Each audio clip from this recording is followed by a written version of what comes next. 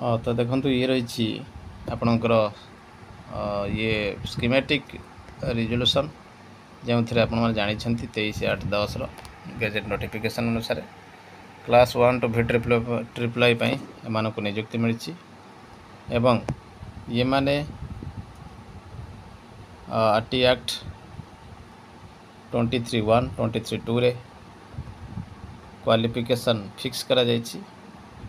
NCT regulation 2001 with effect from 3 September 2001।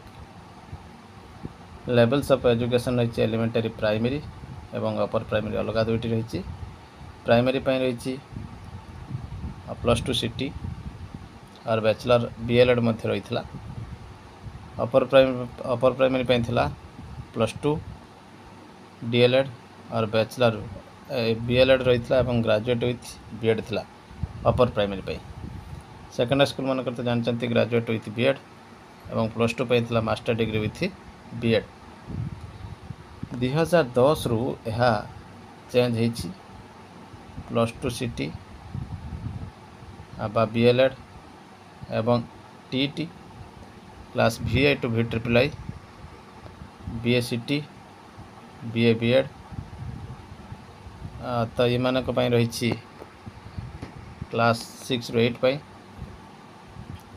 एवं पारा 4 रही teacher appointed before the date of this notification following categories of teacher appointed for class 1 to VIII prior to date of this notification need not acquire minimum qualification. एमानक minimum qualification acquire आवश्यकता नहीं। That is the date of NCT determination जोटा कि 2001 अनुसार जो मैंने पाई posting provided that जदि जड़े बीएड क्वालिफिकेशन धारी टीचर 1 टू V पोस्टिंग पाई था से ब्रिज कोर्स करने को पड़ो किंतु 2001 अनुसार जो मैंने पाई से दरकार नहीं। ये टीचर 1 टू V जो से गोटे ब्रिज कोर्स करने को पड़ो।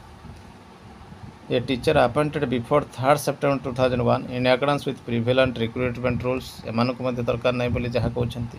Teachers appointed after the date of this notification in certain cases से आवश्यक नहीं जोटी इनिशिएट हो सारी। तो सीठी गोटे कथा एनसीटी ये पूरे एफिडेविट रे सुप्रीम कोर्ट जे आपण मानक देवाई एवं भी आम बाध्य करूना जदि आप सेमती कंटिन्यू करने चाहते। 12A एनसीटी एक्टर यह कहूँ जे आप should acquire minimum qualification TT को सुप्रीम कोर्ट मध्य मिनिमम क्वालिफिकेशन बाबद रे हिसाब करिसेंती। तो एथिरु कौनसी निष्कर्ष मध्य बाहरी पारि नहीं वर्तमान सुधा प्रमोशन पर आवश्यक कि नहीं सुप्रीम कोर्टर जजमेंट जहाँ विश्वस्त सूत्र खबर मिली जुलाई मासर ही जजमेंट आसूची कहीं सुप्रीम कोर्टर वेकेशन चली पार्ट हियरिंग चली सब इमरजेंसी केस गुड़िक। तो निश्चित भाव एपटे आमर हाईकोर्टर मध्य केस रही 23/6 आमको वेट करने को पड़ो से पर्यंत जे पर्यंत जजमेंट आसी ना। देखा परवर्ती अपडेट ओडिशा हाईकोर्ट रे कौन सबमिशन रही ओटीटी केस रे एवं कौन एक्सप्लेनेशन रही। So this is relating to promotion now here it has been described that for promotion passing APT जोटा कि प्रमोशनल टेस्ट नेसेसरी बोली कोटी लिखा जाए ना। एवं 11/2/11 को कट ऑफ डेट भाव नि and because the vires of the provisional rule 15 has been challenge rule 15 जो चैलेंज होती। You are asking me to come to the page 530 of that manual.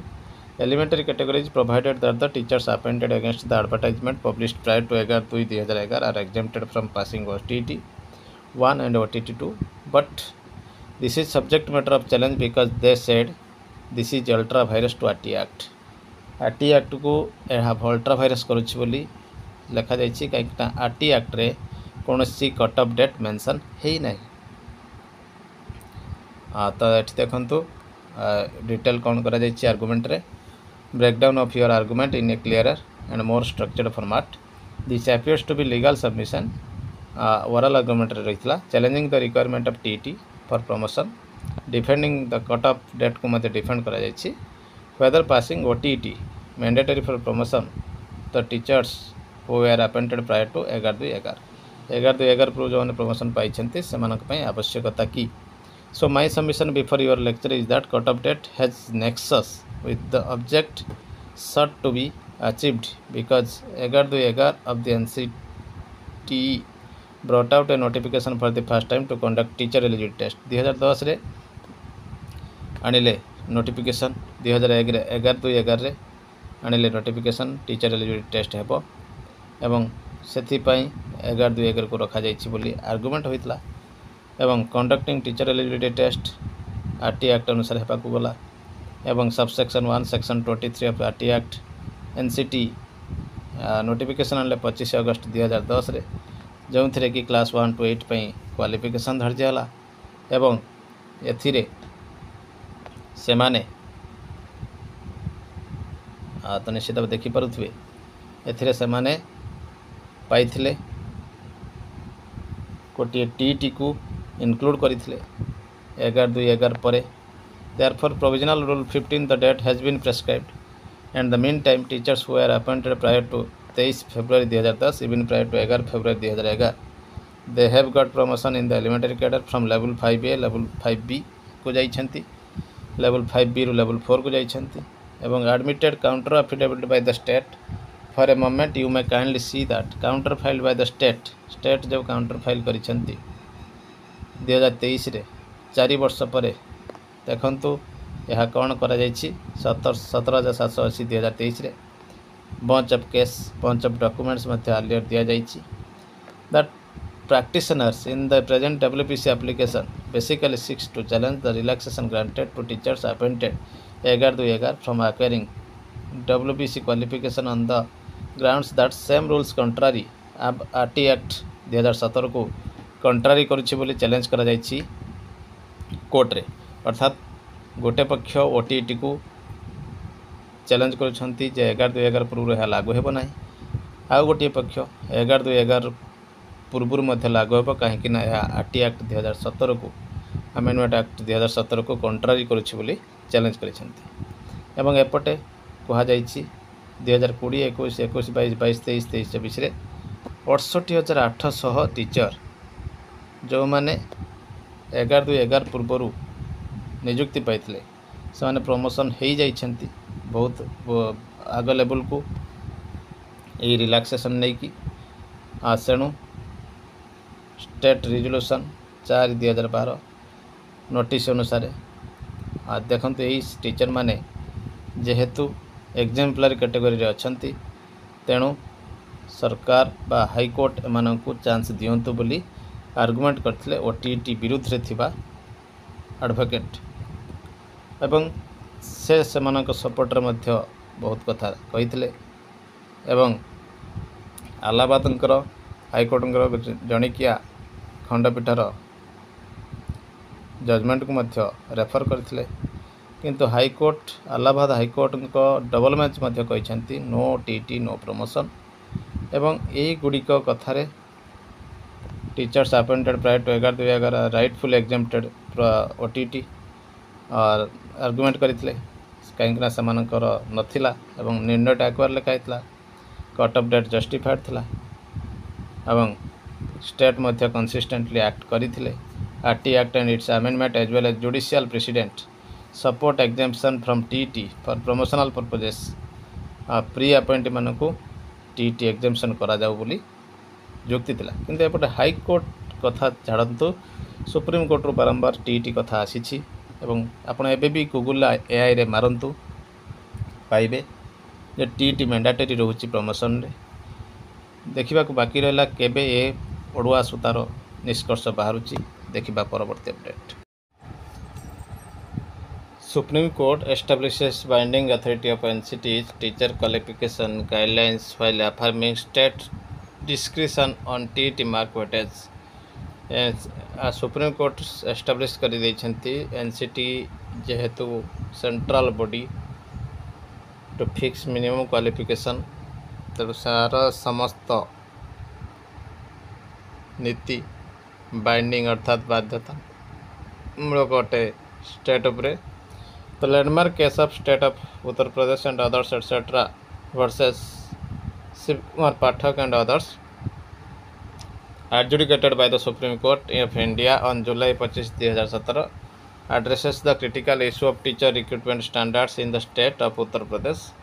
The case arose from disputes over the validity of the state's decision to deviate from National Council for Teacher Education जो minimum qualification fix करथिला ए Shiv Kumar Pathak case रे ताको deviation करा जायतिला। आपण जानिथिबे एमाने शिक्षा मित्र भावे कार्य करुथिले पाखापाखी 90,000 रु अधिक 92-93 मसीह माने कार्य करि आसुथिले। जेतेबे सरकार एमानंकु रेगुलर कैडर को आनिबा पई चेष्टा कले सेतेबेले जेहेतु एमाने आगरु अछंती सेमानंकु मध्य आनिबा पई रेगुलर कैडर को बिना टीटी रे चिंता करा जायतिला कारण से माने आगरु पोस्टिंग पाइछंती। कंट्रोवर्सी सेठु आरंभ होइतला जे सेमाने गोटिए स्टॉप गैप कार्य करुथिले। सेमानकर मेन एम नथिला teaching to lesson drop out.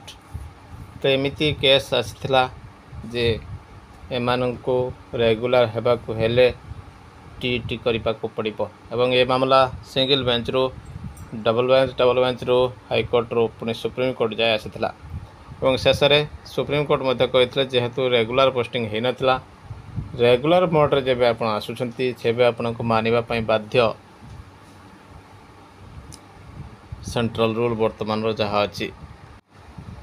Ultimately, the Supreme Court upheld the binding nature of the NCT's guideline concerning the minimum qualification for teachers. However, it clarified that weightage assigned to TET marks, as suggested by NCT, was not mandatory and remained within the discretionary purview of the state. NCT row TET mark को weightage देबार कोनोसी नियम नाही। Consequently, while the state must adhere to the minimum qualification standards set by the NCT, it retains the authority to determine how much weightage, if any, to assign to TET scores in the teacher selection process. Teacher selection process TET को बा TET mark को weightage देवा पई कोनोसी guideline NCT रे नाही। तेणु यह जदि स्टेट करिबो तबे केते परसेंटेज वेटेज देबो ताहा डिसाइड करि परिबो। तो निश्चित भाव ये गोटे बड़ खबर रोची एवं जहाँ गाइडलाइन अच्छी ताहा बाइंडिंग रहिबो स्टेट उपरे एनसीटी रो। तेणु यह सूचाई देव अच्छी जे जेहेतु एनसीटी एफिडेविट देइछंती जे समस्त वर्गर टीचर मानक पई प्रमोशन पई टीटी दरकार तेबे यह मध्य बाइंडिंग रहिबो ओडिशा गवर्नमेंट उपरे। देखिबा परवर्ती अपडेट।